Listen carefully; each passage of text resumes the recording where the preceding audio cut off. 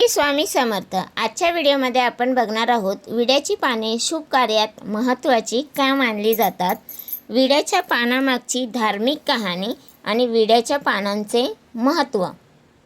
घरात कोणतेही शुभ कार्य असेल तर पहिली मागणी केली जाते ती विड्याच्या पानांची। घरात कोणतीही पूजा असो, साखरपुडा किंवा लग्न यासारखे शुभ कार्य असेल तर अनेकदा गुरुजी भटजी पहिला प्रश्न विचारतात, विड्याची पाने आणलीत का? या विड्याच्या पानांना केवळ महाराष्ट्रातील लोकांमध्येच नाही तर इतर धर्मातील लोकांमध्ये विड्याच्या पानांना फार महत्त्व आहे।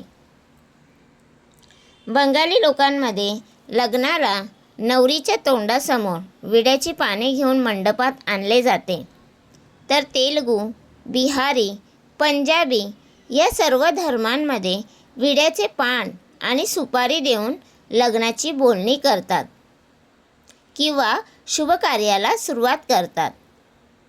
मात्र आपल्यापैकी कित्येकांना ही विड्याची पाने का वापरली जातात असे विचारले तर कोणीही त्याचे उत्तर ठामपणे सांगू शकणार नाही। विड्याच्या पानामागची धार्मिक कहाणी आता आपण बघूया।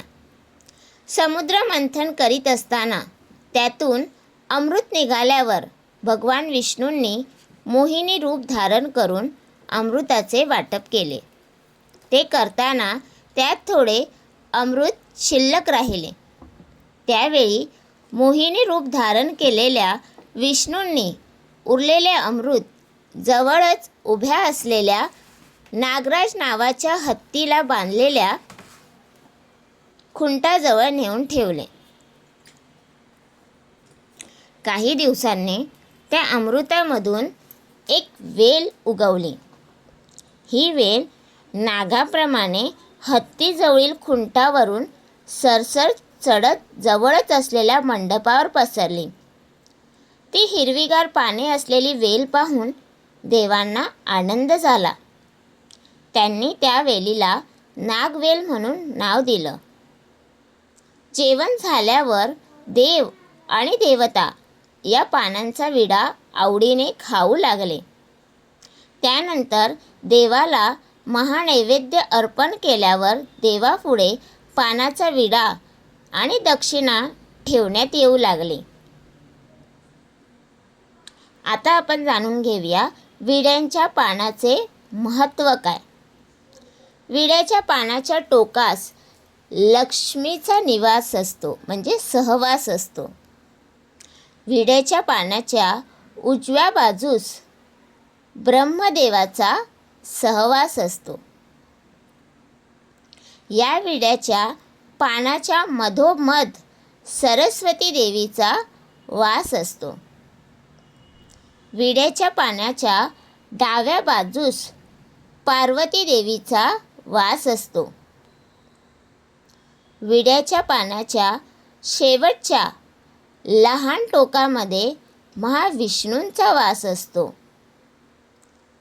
विड्याच्या पानाच्या मागील बाजूस चंद्रदेवतेचा वास असतो। विड्याच्या पानाच्या सर्व कोपऱ्यांमध्ये परमेश्वराचा वास असतो।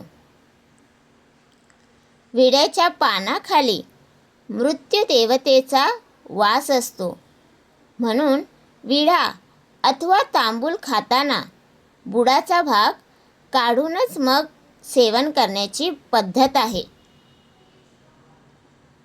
विड्याच्या पानाच्या देठात अहंकार देवता आणि दारिद्र्य लक्ष्मी राहतात, म्हणून पान सेवन करताना देठ काढून टाकायचे असतात।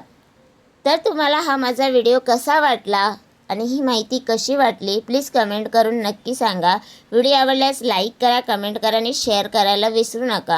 आणि अजूनपर्यंत तुम्ही आपल्या चॅनलला सबस्क्राईब केलं नसेल तर प्लीज जाऊन नक्की सबस्क्राईब करा। भेटूया उद्या एका नवीन व्हिडिओसोबत। श्री स्वामी समर्थ।